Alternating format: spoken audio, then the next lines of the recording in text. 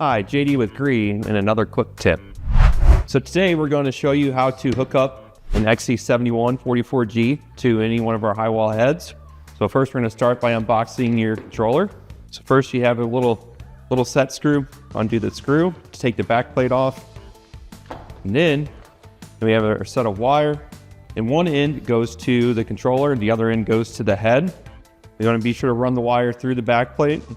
So once you do that, then we connect it to the controller. Snaps in, voila. Next, we're going to connect the other end of the wire. So one is a dummy plug.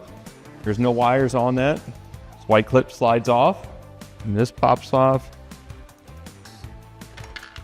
And then we just plug it in. Boom. Now we're connected to the XE71 44G. We have been getting a lot of calls from contractors because this clip is on there. It's kind of like a dummy clip.